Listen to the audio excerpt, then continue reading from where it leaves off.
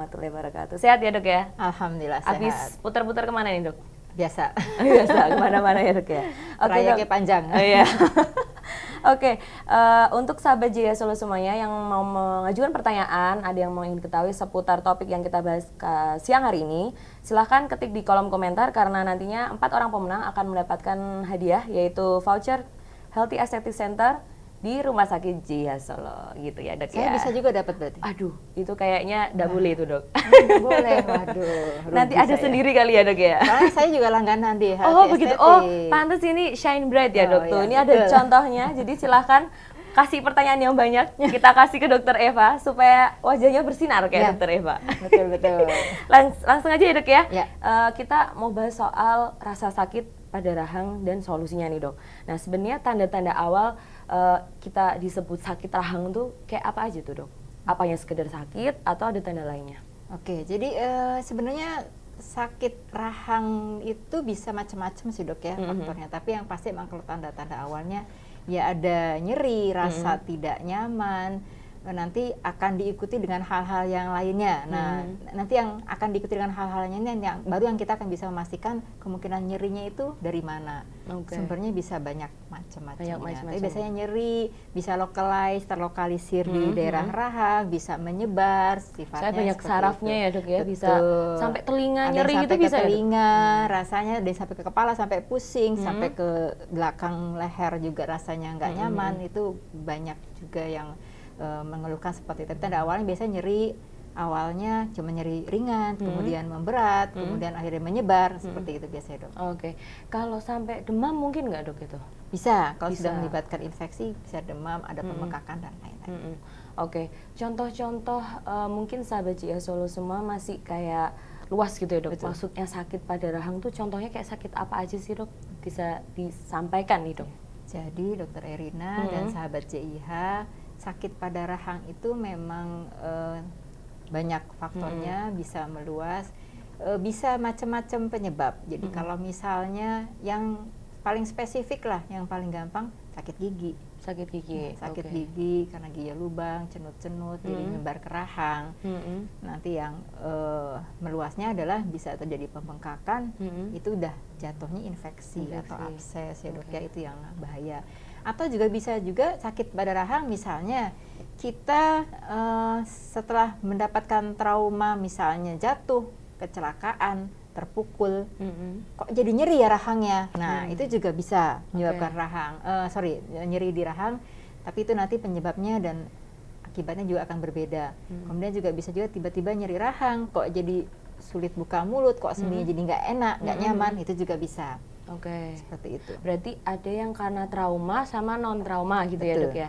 Trauma contohnya kena benturan, non trauma tuh mungkin diawali dengan infeksi gigi. Bisa. Atau misalkan kayak makan terlalu mangap gitu Ya, mungkin nggak dok? betul gitu, dok. Oh bisa Dislokasi ya? TMJ dok. Oke. Jadi kalau orang bilang kesleo di lutut atau di sendi, nasinya juga bisa kesleo dok. Oke, kesleo di pipi ya dok ya? Di sendi rahang sini. Oh di sini. Iya. Itu karena apa dok? Mangapnya terlalu besar? Mangapnya terlalu besar. Oh, mungkin pas lapar banget gitu ya dok ya? Ya, tapi memang itu adalah akibat lebih lanjut dari sebelumnya yang dia sudah punya kebiasaan buruk dan lain-lainnya. Oke, kebiasaan kayak apa itu dok? Contohnya? Misalnya dia kebiasaan gertakan gigi keret-keret ya, kalau orang Jawa Keret-keret, bilang yang keret-keret, oke. itu kan dia jadi akan menyebabkan tension yang berat di daerah sendi. Oh, Nantinya misal akan menyebabkan kebiasaan sendi. suka ngunyah es batu kali ya dok? Nah, ngunyah es Oke. batu betul sekali dok. Kemudian ngunyah yang alot-alot, ngunyah permen karet. Oke. Kemudian juga bisa juga kalau struktur giginya juga nggak bagus dok. Misalnya dia mohon maaf agak berantakan, itu juga bisa. Atau ompong banyak dibiarkan. Nah, sahabat JIH hati-hati. Itu juga Oke. bisa menyebabkan. Oh, Kok banyak tiba-tiba ya, Dok, sakit? ya? Nggak ada gigi yang lubang, tapi sakit iya. Giginya ompong, ngunyahnya pakai gusi, itu juga bisa menyebabkan nyeri. Oke. Dan kelainan berikutnya tadi dislokasi TMJ atau bisa disebut bahasa awamnya kesleo ya. Jadi dia terlalu mangap, terlalu besar, menyebabkan dia rahangnya tidak bisa menutup kembali atau sulit atau geser. Oke, berarti nggak hanya sakit, dia juga ada kesulitan untuk Betul. membuka mulut habis itu ya dok ya, maupun menutup ya. Oke. Kemudian dok, kalau faktor-faktor yang menyebabkan rasa sakit selain misal yang faktor trauma, kemudian faktor infeksi tadi, atau kebiasaan tuh dok. Ada lagi nggak dok yang sekiranya bisa membuat itu terjadi? Misal sakit di tempat lain itu bisa menyebabkan sakit di rahang, ada nggak dok? Bisa dok. Misalnya infeksi pada sinus atau sinusitis ya di daerah pipis dia juga itu bisa menyebabkan sakit pada rahang. Oke. Kemudian juga kalau nyerinya agak menyebar lebih di daerah wajah bisa juga kita sebut trigeminal neuralgia ya dok ya. Apa itu Jadi dok? itu nyeri di daerah persarafan wajah karena ada tekanan pada saraf wajah tersebut.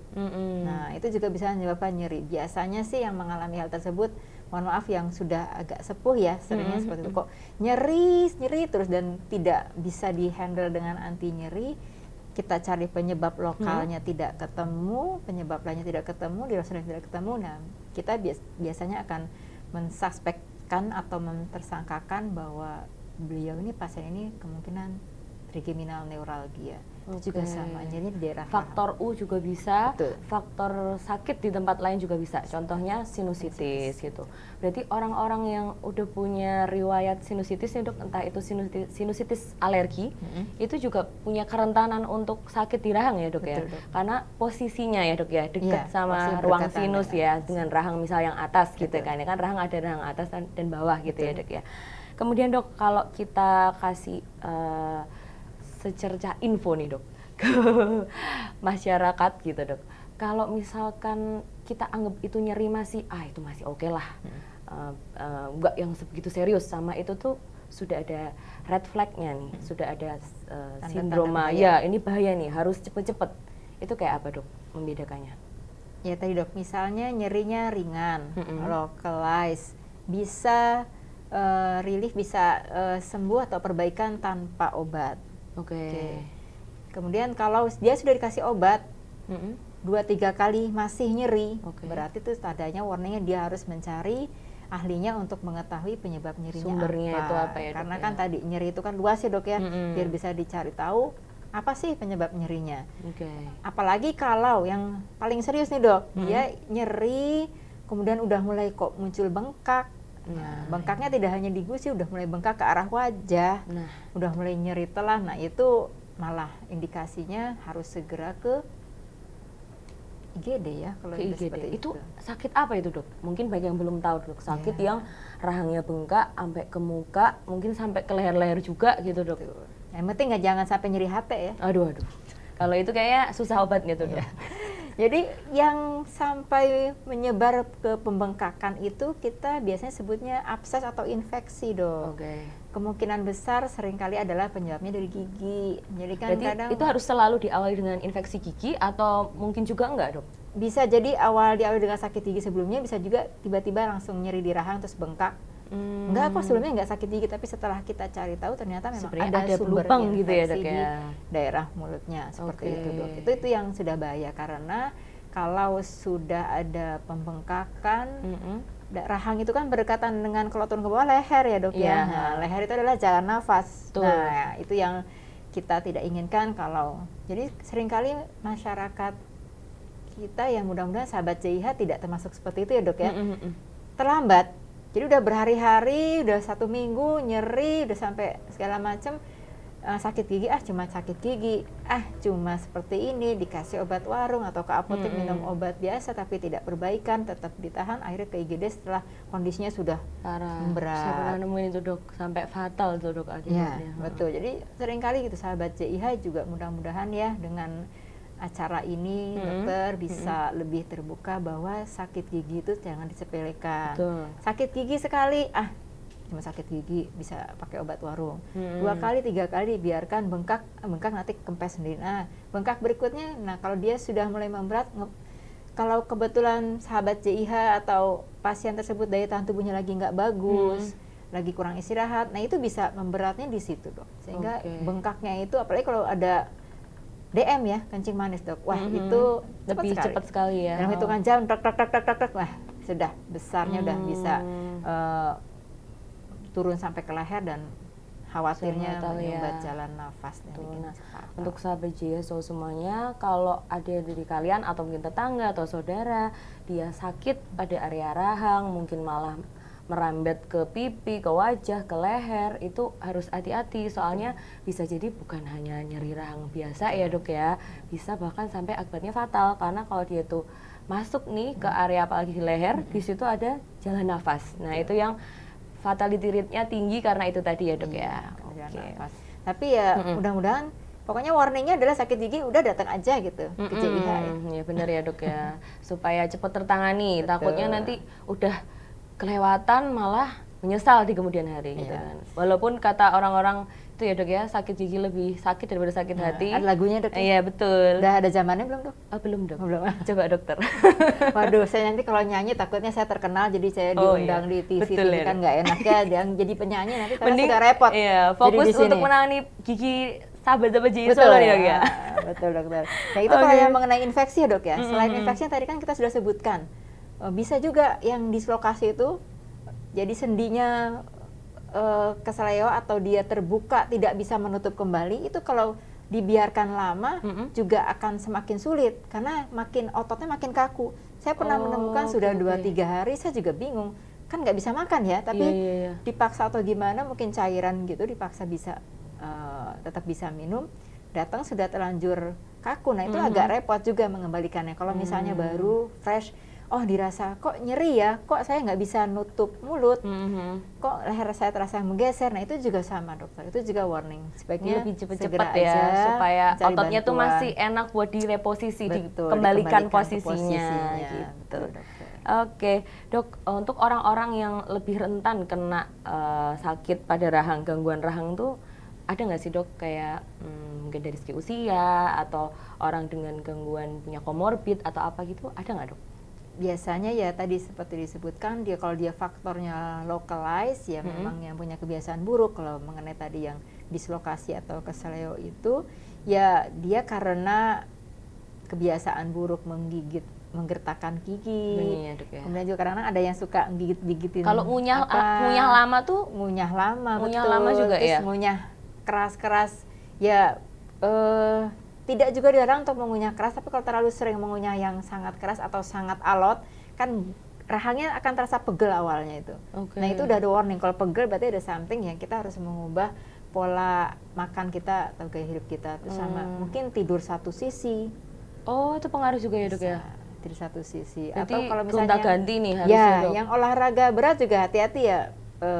Bisa kayak misalkan angkat beban dia gitu ya dok ya? Betul, itu menambah tekanan yang ada di area rahang juga. Berarti banyak sekali ya dok ya? Iya betul, banyak sekali. Oke, berarti untuk kegiatan sehari-hari pun ternyata kebiasaan itu mempengaruhi faktor resiko juga ya dok ya, atas sakit rahang itu sendiri, nggak cuma soal trauma ataupun infeksi. Yang rentan juga termasuk mungkin kalau sudah berumur, otomatis kan biasanya giginya sudah banyak yang hilang. Banyak juga pasien menyampaikan, nggak apa-apa kok dok, gigi saya ompong, saya masih bisa makan. Nah, masih bisa makannya, tapi di beberapa pasien bisa menyebabkan keluhan nyeri. Jadi karena gusi yang fungsinya bukan buat makan, dibuat makan. Itu pertama. Kemudian dengan dia ada beberapa gigi yang tidak digantikan, sendinya akan bekerja lebih keras dan akan ada kompensasi dari situ. Otot akan menyesuaikan, oh saya kalau ke sini saya tidak bisa ketemu, saya akan menggeser ke sini. Yang seperti itu yang akibat juga gusinya dipakai buat ngunyah tadi ya dok ya. Jadi kan gerakan ngunyahnya pasti nggak sempurna kalau giginya masih full ketemu semua. Bisa ngunyah dengan lebih aman dan nyaman dokter. Nah dok, sebenarnya kalau dari dokter Eva sendiri mendiagnosa itu tuh memang udah kelainan rahang yang sangat perlu ditangani, itu seperti apa dok? Mungkin yang mau disampaikan ke sahabat JIH. Perlu proses seperti apa sih? Makanya harus ketemu nih sama dokter gigi gitu. Jadi sahabat JIH yang pasti memang kalau sudah ada keluhan nyeri dan nyerinya berulang, terutama kalau di tempat yang sama, tidak bisa perbaikan di dalam beberapa hari atau dengan obat, segera datang ke dokter gigi supaya kita bisa dievaluasi kemungkinan penyebabnya apa. Biasanya nanti kita lakukan pemeriksaan klinis dulu dokter. Kalau misalnya diperlukan, dan biasanya memang hampir pasti sih kita butuh pemeriksaan radiologis. Yang sederhana adalah panoramik atau ronsen gigi untuk foto giginya ya dok ya, strukturnya kayak apa. Kalau misalnya dia lebih dari itu, kalau diperlukan ada kasus-kasus tertentu baru kita beralih ke pemeriksaan lain yang mungkin lebih canggih atau lebih detail mengenai hal tersebut. Kalau kita sudah bisa menemukan kecurigaan, oh ini kayaknya mengarah ke infeksi, berarti kita akan melakukan pemeriksaan yang lainnya. Kalau kita mengarahnya ke dislokasi, kita akan melakukan pemeriksaan lainnya. Tergantung nanti yang kita temukan. Tapi memang yang utama dan pertama adalah datang dulu untuk mencari bantuan, untuk mencari tahu itu apa, sampai nanti dievaluasi. Oke, terus dari hasil evaluasi nih dok, berarti kan ada yang misalkan harus perlu tindakan dan hanya perlu obat gitu, mungkin nggak ya dok? Betul, bisa Setiap aja kasus beda-beda ya dok ya? Tergantung kasusnya. Seperti tadi disampaikan, kalau kasusnya trigeminal neuralgia kan berarti itu kalau masih ringan biasanya kita bekerjasama dengan dokter spesialis saraf, dokter biasanya nanti akan ada obat-obatan untuk membantu. Bila mana diperlukan memang kalau trigeminal neuralgia ternyata ditemukan hasil pemeriksaan ada penekanan saraf oleh hal-hal tertentu yang diperlukan operasi, bisa jadi ada tindakan pembedahan oleh dokter spesialis bedah syaraf. Biasanya seperti itu dok. Kalau untuk dislokasi ya tadi, nyerinya seperti itu, rahangnya seperti itu ya kita lakukan tindakan reposisi. Kalau dia masih tahap awal mungkin lokal, di poli masih bisa. Tapi kalau sudah tadi otot terlanjur kaku, bisa jadi kita harus melakukan di kamar operasi karena kita harus memberikan pelumpuh atau pelemas otot sehingga kita bisa mereposisi dengan tepat dan itu nyaman. Tapi sampai di bawah sedasi gitu atau gitu juga dengan ya? pelemas otot. Kalau dia infeksi, nah itu yang lebih kompleks. Berarti kan kita harus melakukan infeksi itu biasanya bengkaknya terisi nanahnya harus dikeluarkan, penyebabnya harus diambil, giginya yang rusak diambil, dicabut, dan lainnya. Oke, berarti setiap kasus itu macam-macam ya dok. Untuk terapi tata laksananya, dokter gigi tetap harus perlu ketemu, harus periksa, harus ada pemeriksaan tambahan penunjang, baru begitu mendiagnosa sesuatu penyakit rahang itu apa, karena sangatlah luas ya dok ya. Dan masing-masing punya terapi khusus, tergantung juga tingkat keparahan juga ya dok ya. Ada yang bisa nih pakai obat dulu aja, ada yang harus memang tindakan atau bahkan sampai ke ruang operasi gitu ya. Oke dok, kemudian kalau untuk pola makan nih dok atau gaya hidup tertentu yang membantu menjaga kesehatan sendi rahang, itu ada nggak dok? Misal konsumsi multivitamin atau kebiasaan apa dok yang perlu dijaga atau oral hygiene gitu dok? Oke. Jadi kalau kebiasaan yang atau gaya hidup yang harus dilakukan sahabat JIH supaya tidak mengalami apa ya namanya nyeri rahang. Jadi betul kontrol rutin ke dokter gigi yang pasti. Oke, 6 bulan sekali setidaknya. Kemudian makan makanan yang sehat dan bergizi. Jadi kalau orang zaman dulu kan mungkin makanannya lebih ke arah singkong, agak pengunyahannya agak lumayan banyak, tapi diet bukan alot. Orang zaman sekarang lebih bertekstur prefer, tapi ini ya nggak alot gitu ya. Orang sekarang prefer ke makanan lunak, roti. Ya, jadi itu juga mempengaruhi karena akhirnya rahangnya saat proses tumbuh kembang saat waktu masih kecil, dia tidak berkembang dengan baik si rahangnya sehingga nanti giginya besar-besar, rahangnya kecil, giginya numpuk. Itu juga bisa menyebabkan kedepannya karena giginya numpuk tidak rapi bisa menyebabkan nyeri di daerah sedari rahang. dini ya dok ya. Betul. Dikenalkan dengan makanan yang teksturnya itu juga jangan terlalu lembut supaya mungkin oromotor atau otot-ototnya itu lebih bagus gitu ya dok ya. Merangsang pertumbuhan tumbuh kembang rahangnya bisa lebih pas. Oke. Kemudian juga kebiasaan buruk seperti tadi disampaikan sahabat JIH, tidak boleh tidur satu sisi, tidak boleh ngunyah satu sisi juga sama dok. Padahal biasanya tuh rata-rata orang tuh lebih enak nih sisi ini gitu. Kanan lebih enak, saya ngunyahnya lebih enak kanan dok, tidak bisa. Harus ganti-ganti. Ya, nanti kedepannya pasti akan menimbulkan keluhan. Yang paling bisa dilihat orang yang mengunyah satu sisi dokter, itu biasanya karang giginya akan lebih banyak di sisi yang tidak dipakai mengunyah. Karena efek self cleansingnya tidak muncul. Malah begitu ya dok ya. Jadi khas banget. Kalau kita periksa nih, kok yang sebelah kirinya karang giginya tebal atau jauh lebih banyak. Biasanya kalau kita tanya, biasanya ngunyah rahang sebelah mana Pak? Kanan. Jadi yang kiri tebal karang giginya, seperti itu. Itu juga bisa. Ya sama kebiasaan-kebiasaan seperti misalnya suka dengan olahraga keras, mungkin ya tetap agak dilindungi ya daerah wajah dengan alat-alat khusus gitu dok. Oke. Nah itu sahabat JSO, ternyata tuh banyak kebiasaan sehari-hari ya dok, yang kita tuh nggak sadar loh sebenarnya, kayak tidur kadang kan ya udah ke kanan lah, ke kiri lah, ternyata itu perlu untuk dipersiapkan ya dok ya. Misal mungkin kayak oh kemarin udahlah tidur sebelah kanan, kita ngolnya besokannya sebelah kiri biar nggak terlalu dominan salah satu sisi itu tadi ya dok ya. Oke, sama perlu dikenalkan mungkin dari dini ya dok ya, ke anak-anak pun juga bahwasanya tekstur makanan itu juga mempengaruhi nanti untuk kesehatan struktur giginya karena mempengaruhi rahang tadi ya dok ya, mencari tempat. Iya betul. Oke dok, kayaknya udah ada beberapa pertanyaan nih dok dari sahabat JS Solo semuanya. Nih pertanyaan pertama dok, rahang saya kok udah sebulan ini buat ngunyah apa buat mangap sakit ya dok ya? Nah kira-kira kemungkinannya karena apa aja nih dok? Nguap aja sakit dok? Oke. Sekali lagi memang tadi disampaikan dari awal bahwa kita tetap harus melakukan pemeriksaan lebih lanjut. Kemungkinan kecurigaannya kalau menguap sakit sendinya yang tadi kita bahas. Ya, kalau dia sakitnya di daerah sendi, kemungkinan sendinya dia sudah terjadi sesuatu, kemungkinan dia adalah kompensasi dari struktur gigi yang tidak bagus, entah ada gigi yang lubang, entah gigi ompong atau gigi berantakan, itu juga bisa seperti itu.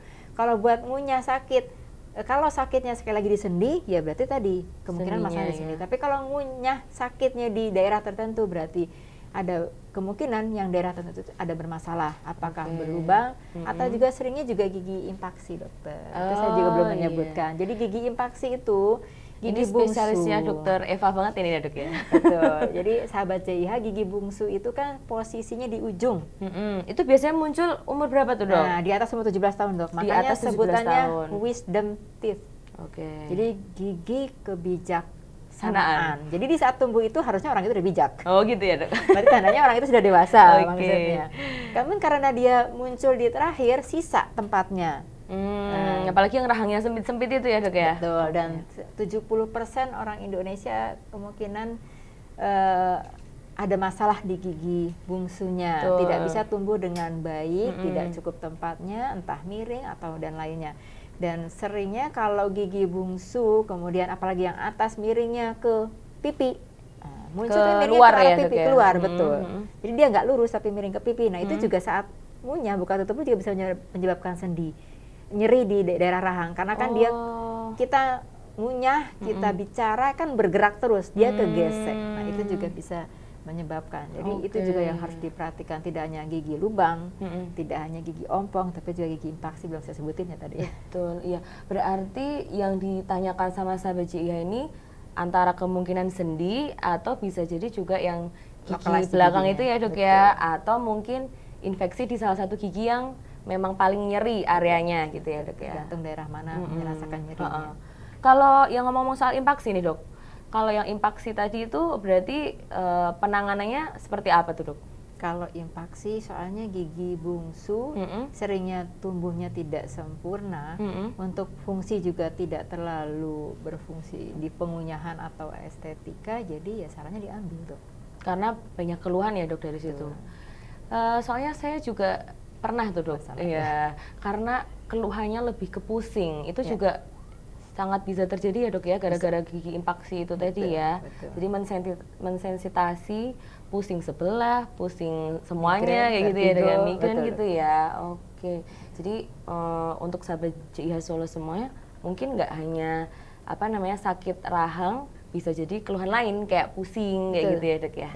Oke, dok, untuk pertanyaan berikutnya, jika rahang sering berbunyi ketika membuka mulut, apakah dalam jangka waktu lama bisa berbahaya dok? Dan solusinya bagaimana ya dok ya untuk menyembuhkan rahang yang berbunyi ini supaya nggak berbunyi? Mungkin kletek-kletek gitu ya dok ya? Clicking dok. Clicking. Jadi saat buka mulut klek, saat tutup klek, kadang bisa terdengar oleh yang lain dok sampai.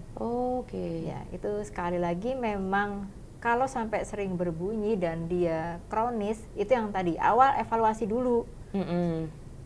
Bener nggak nih saya ngunyahnya udah 2 sisi? Misalnya belum sempat nih datang ke JIH, sahabat JIH belum sempat datang ke JIH, evaluasi diri sendiri, bener nggak nih saya ngunyahnya tidak satu sisi, bener nggak saya tidak tidurnya satu sisi, posisi gigi saya seperti apa sih, kan bisa ngaca sendiri. Kalau dilihat seperti itu aman, ya bisa jadi kemungkinan karena faktor tertekan aja. Itu bisa dibantu dengan mungkin kalau mengganggu ya dibantu kompres hangat dan dingin, atau juga dibantu dimasas pelan di depan telinga. Jadi saat kita tutup mulut ada kelihatan yang bergerak dengan jari, nah itu dimasas pelan sekali, bukan dimasas tukang pijat ya, Dok. Oh iya, sendiri aja gitu ya, ya, Dok, ya? masas pelan. Nah kalau dengan hal tersebut tidak terpengaruh atau tidak ada perbaikan, ya berarti harus datang ke CIH untuk cari tahu, melakukan pemeriksaan. Betul, karena sama, Dok, gigi bungsu yang miring ke pipi, yang posisinya nggak benar itu ya sometimes bikin clicking. Kalau nanti kita cari ternyata tidak kita temukan masalah, giginya fine aja, kebiasaannya so far tidak terlalu yang gimana-gimana. Nanti biasanya kami akan konsulkan ke dokter spesialis prosto atau dokter gladi ya, TMJ. Biasanya beliau akan ngecek, misalnya diperlukan alat bantu, akan diberikan alat bantu. Oh ternyata gigi yang ini timpang ngunyahnya, dikasih alat bantu buat peninggian gigit. Intinya adalah supaya sendinya bisa bekerja dengan baik, sehingga karena salah satu betul, gitu ya, Dok, ya? Jadi giginya tuh ketemu semua. Nah itu, atau nanti diajarkan, nanti dimasas atau fisioterapi seperti ini juga bisa, Dokter. Jadi tidak, jangan takut, nanti jangan-jangan saya datang ke JIH terus operasi langsung sama dokter tindakan Eva gitu ya. Enggak, Dok. Jadi nanti kita evaluasi dulu, kalau memang ternyata dengan cara istilahnya konservatif atau tanpa tindakan tidak ada perbaikan, ya berarti seperti itu. Bisa juga kalau ternyata penyebab clickingnya itu giginya yang tidak rapi atau berantakan. Nah berarti solusinya bukan yang tidak rapi itu dicabut semua, ampong habis ya. Nah itu biasanya kita konsulkan ke dokter spesialis orto. Kita juga punya di sini, Dokter, dengan Dokter Slamet.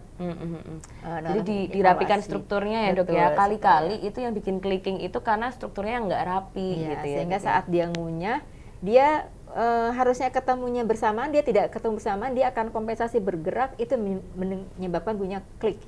Jadi dokter, sendi rahang ini kan gerakannya seperti ini kalau dia bagus, smooth ya, sahabat CIH. Jadi kalau dia ada halangan, ada hambatan, entah gigi ompong, entah gigi berantakan, dia akan gini dulu. Baru gini. Cari ruang ya, Dok, ya, cari ke sana dulu. Saya kalau gini nyangkut, saya gini dulu, set. Baru dia ke depan, baru dia kembalinya juga biasanya itu yang bikin bunyinya saat dia klek gitu ya. Oh iya. Nah berarti tadi sahabat JIH yang punya masalah clicking tadi, ada baiknya dilihat dulu ya, Dok, ya, dicek dulu arahnya apakah dari sendinya atau karena masalah lain yang menyebabkan sendi seperti itu. Betul. Gitu ya, Dok, ya. Oke, Dok, lanjut ke pertanyaan berikutnya. Mohon izin Dokter Eva, bagaimana cara membedakan sakit rahang akibat gigi bungsu dengan masalah sendi rahang? Yaitu, Dok, nyeri itu kan suatu hal yang subjektif ya. Kita kan sebagai dokter kadang nggak bisa tahu sakit, Dok, nggak ada apa-apa gitu. Tapi ini sakit, tapi kita tidak menemukan hal yang pas pemeriksaan gitu ya. Nah itu yang memang agak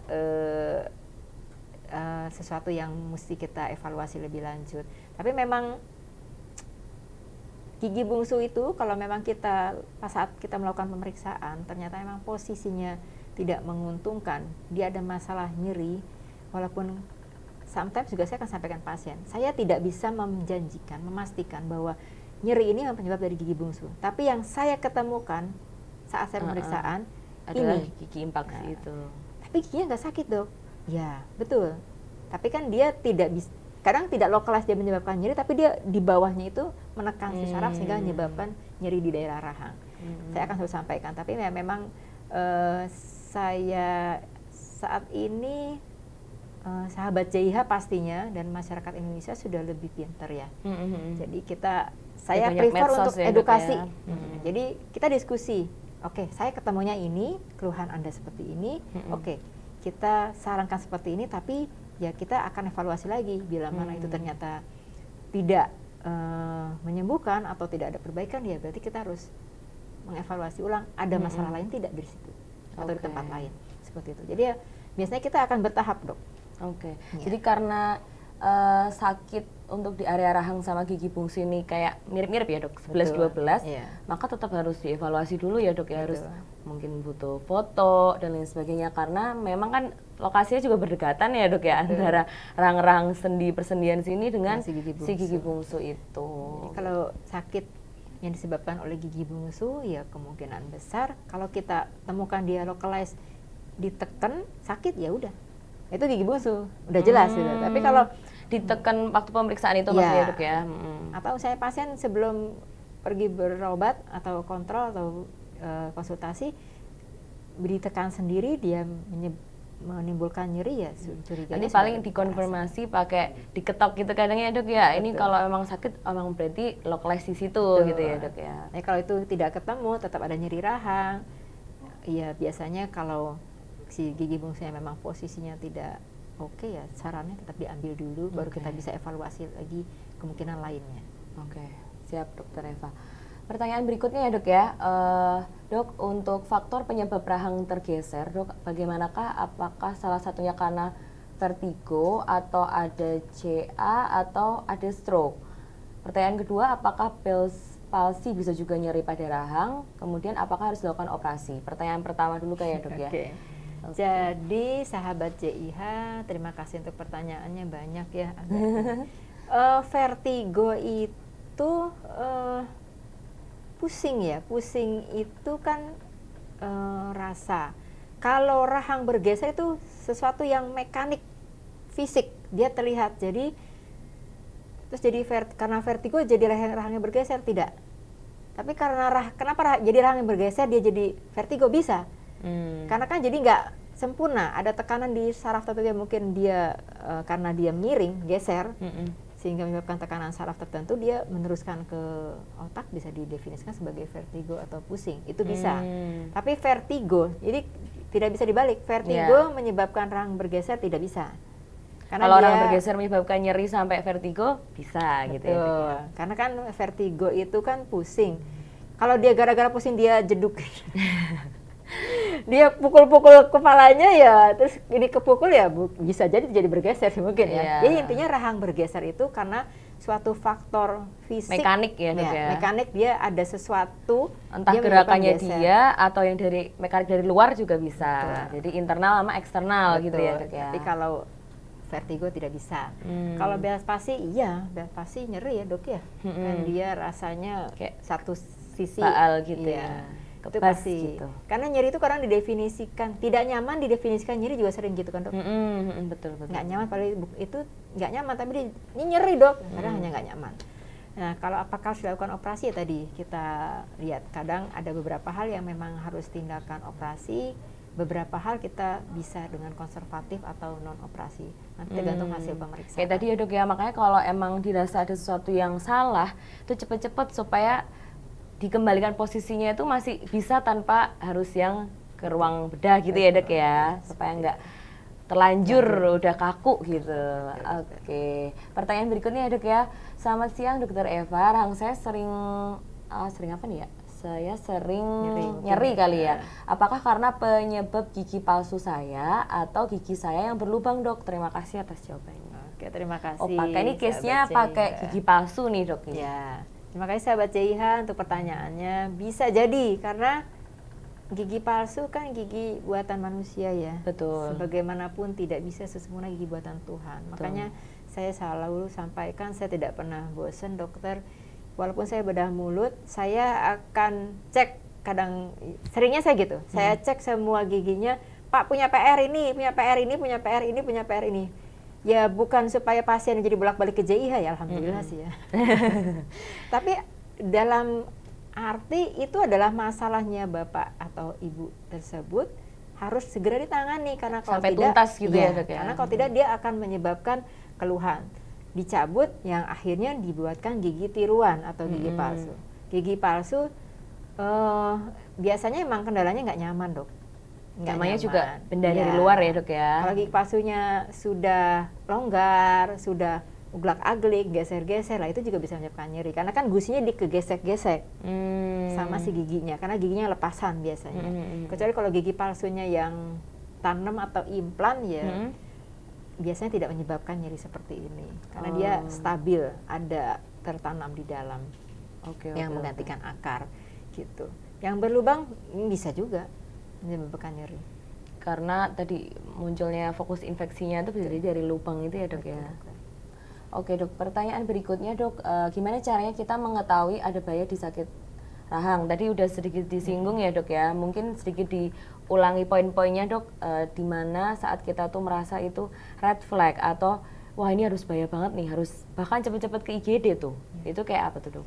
Jadi seperti tadi disampaikan ya dok, kalau dia nyerinya tidak tertangani dalam 1-2 hari, kalau nyerinya dia berulang, kalau dia sudah minum obat masih nyeri, kalau tidak disertai dengan pembengkakan, tidak disertai dengan tadi tidak bisa nutup mulut, tidak bisa membuka mulut, tidak bergesernya rahangnya bergeser, tapi kadang juga gitu dok, pasien rahang saya geser dok, udah berapa lama? Udah setahun. Setahun kok bisa gitu kan, berarti dia sudah kompensasi, memang dia akan geser sendiri gitu. Betul. Tapi kalau yang red flag atau dia harus segera, itu yang memang bergesernya saat itu, supaya kita bisa evaluasi ini bergeser kenapa, bisa dikembalikan reposisi. Tapi kalau udah 1 tahun, kita tidak bisa melakukan apa-apa karena sudah seluruh sistem tubuh akan melakukan kompensasi, betul dok? Betul. Setiap ada sesuatu dia akan, tubuh kita kan menyesuaikan canggih, ya dok ya. Allah menciptakan tubuh kita canggih, jadi kalau ada sesuatu dia akan melakukan penyesuaian. Kalau kompensasinya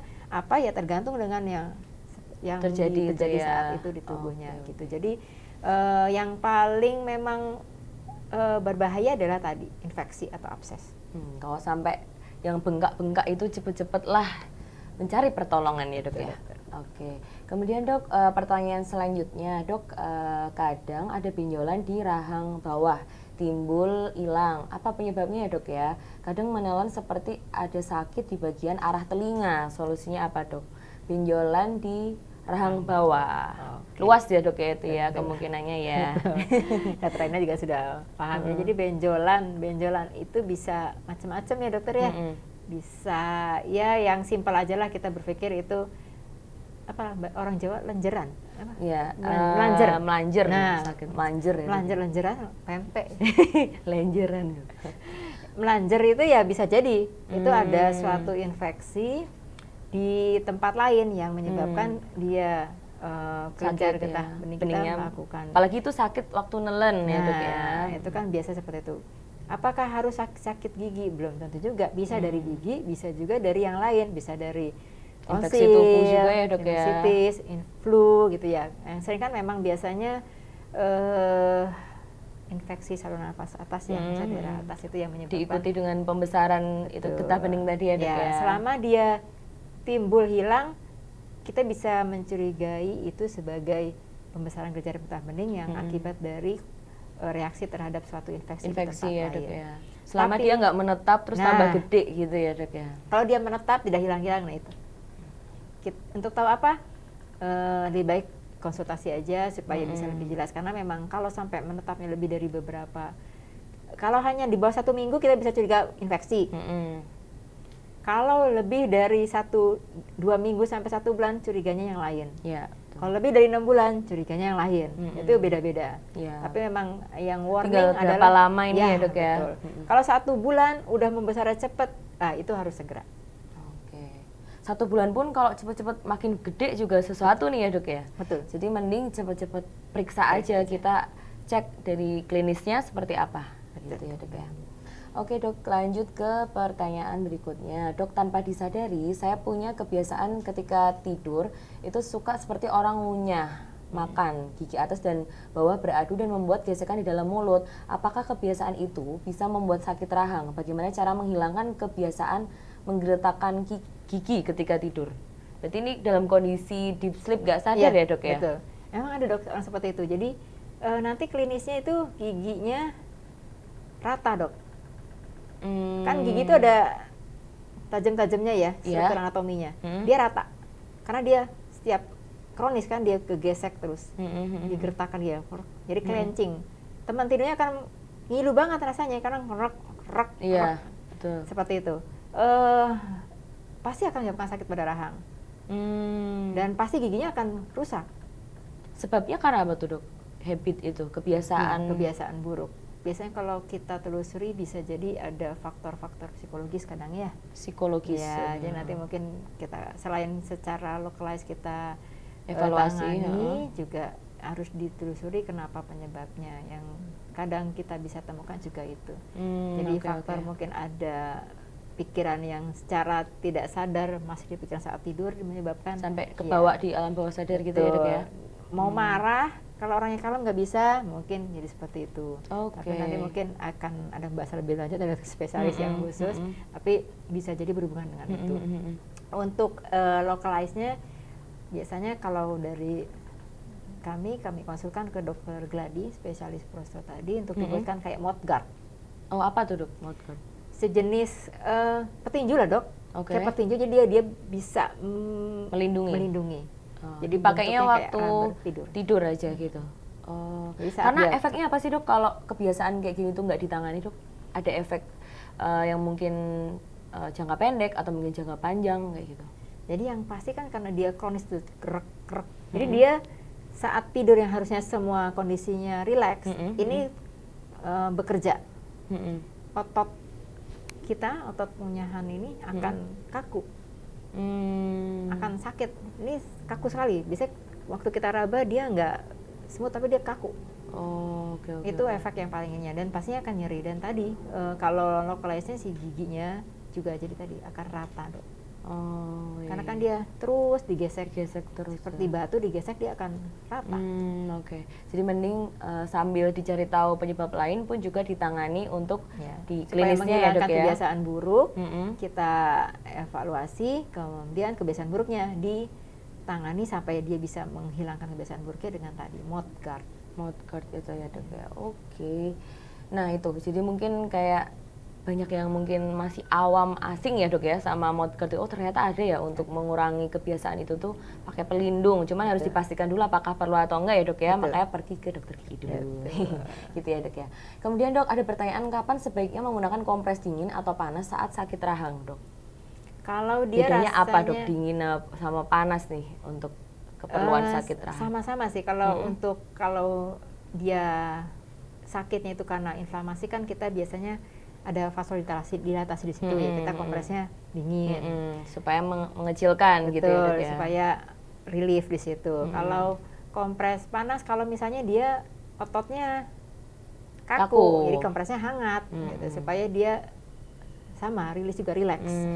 Tergantung penyebabnya ya Dok ya. Betul. Jadi mungkin sekilasnya kayak misalkan kalau itu bengkak mungkin lebih ke dingin kompresnya ya Dok ya. Tapi kalau bengkak saya tidak sarankan untuk dikompres. Gitu. Yang dikompres itu kalau sendi. Kalau nyerinya sendi memang tadi di daerah depan telinga sini itu kita kompres. Tapi kalau nyeri di rahang, kalau dikompres khawatirnya kalau dia bengkak dia tambah besar. Gitu. Oke, siap Dokter. Nah itu perlu dicatat tuh ya Dok ya. Kalau di sendi ya, kalau di sendi baru. Kalau sendi boleh. Ya. Kalau di rahang sebaiknya tidak dikompres. Oke, siap Dokter. Kemudian pertanyaan berikutnya Dok, saya ada masalah sudah 4 hari sakit di bawah telinga dekat rahang bagian kanan. Sakit sekali saat membuka mulut, mengunyah maupun menguap. Kebetulan juga saya sedang di behel Dok. Apakah ada hubungannya rahang yang sakit ini sama pemakaian behelnya Dokter? Terima kasih. Jadi kalau untuk hubungan langsung tidak, behel itu kan atau orto kawat itu tujuannya adalah merapikan si strukturnya gigi. Ya Dok ya. Gigi yang berantakan yang bisa menyebabkan nyeri di sendi dirapikan. Makanya kalau giginya sudah rapi, ya untuk apa dibehel? Tapi kalau dia memang giginya tidak rapi, harus disesuaikan, makanya diratakan, dibehel supaya giginya tertata sehingga ngunyahnya bisa sempurna dan optimal. Bisa baik, sendinya tidak bekerja berat di satu sisi dan bagian tertentu. Dia sendinya bekerja dengan ideal, simetris semua. Ada hubungannya dengan behelnya. Behel itu kan menggerakkan gigi. Nah, saat menggerakkan mungkin bisa jadi menyebabkan sakit karena kan dia belum di posisi yang pas. Dia kan perlu waktu bertahun-tahun, minimal 2 tahun bisa lebih nyaman untuk bisa ya, sampai ya? di posisi yang pas. Kan jadi gesernya tidak bisa kayak dilepas masukin itu enggak, tapi kan geser sedikit siap. Ini ada gerakan tertentu yang sepersekian mili supaya dia bisa sambil rahangnya dan ototnya berkompensasi terhadap perubahan posisi si giginya itu. Jadi bisa karena penyebab lain, bisa jadi karena itu tadi dilihat dulu udah berapa lama ya dok ya pakai behelnya ya dok ya. Proses behelnya. Oke, selanjutnya dok, saya pernah setelah sikat gigi nih dok, rahang seperti nggak nyaman. Kayak nggak bisa mengatup secara maksimal ketika mengunyah makanan seperti ngambang nih dok. Kira-kira kenapa ya dok ya? Nah, itu tadi dok yang kita sebut apa? Dislokasi Dislokasi TMJ. Cuma ya bisa jadi sih di luar sana mungkin banyak yang tidak menyadari itu adalah sejenis kayak dislokasi tapi atau kesleo mungkin ya di sendi, tapi karena tidak terlalu yang signifikan. Kan yang signifikan sekali yang kelihatan sampai yang nggak bisa nutup ya benar-benar bukan mulut hebat, tapi ada yang dia kadang geser bisa aja. balik sendiri gitu ya dok ya. Betul. Jadi kayak nggak kenapa-napa kok kadang gitu ya dok ya. Jadi kalau misalnya ngatupnya nggak bisa maksimal, nah itu seberapa tidak maksimalnya. Kalau misalnya merasa emang ada kelainan ya segera aja supaya bisa dievaluasi secara objektif. Karena kan rasa tidak maksimal, ngunyah jadi nggak bisa ketemu, pasien biasanya bilangnya saya ngunyah nggak bisa lembut ya karena giginya nggak ketemu. Nah, kalau itu masalah si sendinya supaya bisa segera diperbaiki, segera ditangani. Iya, itu yang takutnya nanti makin lama tadi ya dok ya makin susah. ototnya susah. Iya, apalagi kalau cuma dia sedikit, jadi tidak bisa nutup dengan maksimal. Ya makannya kan, hanya sudah sedikit. ngambang dok gitu. Berarti nggak bener-bener ketemu atas sama bawah ya dok ya. Kita ngereposisinya juga ini di sisi mana nih kita mereposisi kan kita agak kesulitan jadi juga lebih baik ya. diperiksa aja supaya kita bisa memastikan dia masih di posisi aman, hanya rasa tidak mengatup maksimal atau memang betul tidak mengatup maksimal. Terus periksa dulu. Oke, nah itu sebaiknya dicek dulu aja ya dok ya. Oke, pertanyaan selanjutnya dok, saya kalau sakit gigi itu sakit sekali hingga ke telinga sampai kepala nih dok, terus enaknya saya urut-urut kepala sampai ke belakang daun telinga, itu bahaya nggak ya dok? Gitu. Ya, saya juga hobi urut sih dok. Tapi itu tidak disarankan. Karena urut yang tempat lain aja ya dok betul, ya? karena kalau itu infeksi, takutnya malah infeksinya dia nyebar. Di urut. Jadi kalau memang sakit gigi, jelas sakit, datang ke JIH aja ya, sahabat JIH biar diperiksa penyebabnya apa, kalau lubang nanti ditambal, kalau rusak nanti dicabut, atau yang lainnya nanti kita evaluasi. Karena kalau diurut kan 1-2 kali ya, harusnya kan 1 kali diurut kalau dia muncul lagi sakit gigi, harusnya kan warning, masa saya urut lagi gitu. Karena kan di belakang, di leher belakang kan juga ada struktur vital ya dok ya, yang kalau diurut mungkin akibatnya juga kurang. Betul, karena lumayan resikonya, ada baiknya tuh periksa aja gitu ya dok. Kalau mau urut mungkin tempat lain, tangan, kaki boleh ya dok ya. Pegel, ya, tapi jangan yang di bagian rahang-rahang lah. Ini kan soalnya deket jalan nafas juga ya dok ya. Kalau infeksi nyebar kemana-mana ya kan. Oke dok, mohon petunjuk dokter Eva. Apakah langkah awal yang terbaik saat rahang terasanya terkunci? Clicking tadi pak ya dok mungkin ya dimaksud. Jadi kadang ada yang nggak bisa buka mulut dok. Biasanya saat mau buka, gitu ya? Saat bangun tidur. Kok saya buka mulut susah. Kalau saat seperti sama dengan kalau dislokasi TMJ, langkah awal adalah tidak boleh panik. Jadi relax, tarik nafas panjang, cari posisi yang nyaman, kemudian kalau ngunci ya mungkin bisa dimasas pelan saja di depan telinga. Sendinya ya, kalau memang memastikan itu. Pastikan di depan telinga ya dok, di sendi bukan di rahang. Kemudian boleh dibantu kompres hangat. Ya. Kalau dimasas. Kalau misalnya terkuncinya sering setiap mau bangun tidur, karena pasien itu siap bangun tidur pasti tuh rahang saya tuh mau buka mulut agak susah. Nanti kalau sudah berapa lama saya gini-gini baru bisa buka. Itu berarti kontrol aja. Tapi langkah awal tidak boleh panik. Sama tadi yang tadi saya sebutkan dislokasi juga saat awal tuh gak boleh panik, langsung rileks, tarik nafas panjang. Takutnya ikut kaku semua ya. Cari posisi yang nyaman. Kemudian kalau udah sering kadang gitu dok, dia berulang sering terjadi sehingga dia tahu biasa kok gitu ya saya harus gimana biar dia bisa nutup lagi gitu. Tapi kalau dia panik, ikutan kaku semuanya nanti. Reposisinya agak susah. Tapi kalau dia nggak panik, ototnya kan sudah ada memori. Dia biasanya akan bisa menarik kembalikan lagi ke posisi awal saat dia tidak panik. Kalau dia panik kan ototnya tegang. Kaku dia akhirnya gitu. Jadi tetap tenang, terus pastikan posisinya nyaman, dimasas sedikit-sedikit sama dikompres hangat gitu ya dok ya. Pertanyaan berikutnya dok, dan jadi pertanyaan terakhir nih dok kayaknya. Kadang rahang saya untuk mengunyah makanan yang agak keras tuh kerasa sakit dok, tapi giginya nggak sakit. Terus kayak di kening juga ikutan sakit dok. Kenapa ya dok kira-kira? Oke, itu karena ya bisa tadi tekanan yang terlalu berlebihan akibat makanan itu juga menyebabkan tekanan gigi. Kan juga ada saraf, dia akan meneruskan ke daerah yang memang saraf tersebut ada sambungannya, ada hubungannya. Jadi bisa sampai ke kening, bisa sampai ke pelipis, itu tergantung daerah mana dia. Karena banyak persarafan, dia bisa menjalar kemana-mana nyerinya Dok ya. Jadi ya memang kalau memang ada riwayat seperti itu dan dipastikan giginya tidak bermasalah, ya berarti yang dilakukan adalah mengurangi makanan yang keras. Kerasnya dalam arti mungkin apa ya, yang keras banget gitu. Keripik-keripikan ya, kali ya keripik Dok ya? yang sangat keras yang ngunyahnya benar kletuk gitu ya. Atau kadang ada yang suka gigitin tulang. Nah, ngunyah es batu. Kayak apalagi pas panas-panas gini ya Dok ya? Ya, betul. Itu juga itu kan termasuk nggak bagus. Bukan keras jadi nggak mau ngunyah apel, salah. Apel pir itu kan sehat malah. Ya, oke. Dok, segitu aja nih Dok, karena waktunya agak terbatas nih Dok. Mohon maaf untuk semua sahabat Jaya Solo yang mungkin belum terpilih jawab pertanyaannya ya Dok ya.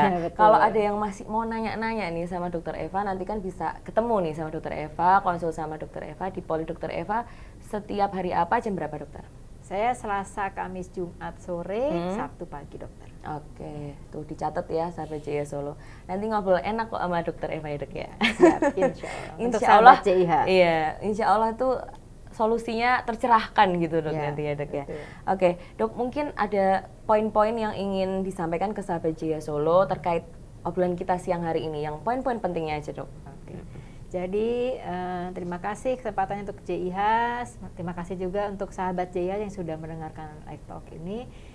Saya sampaikan kembali bahwa tidak menyepelekan nyeri pada rahang, karena nyeri pada rahang bisa menyebabkan macam-macam dan juga bisa disebabkan oleh macam-macam.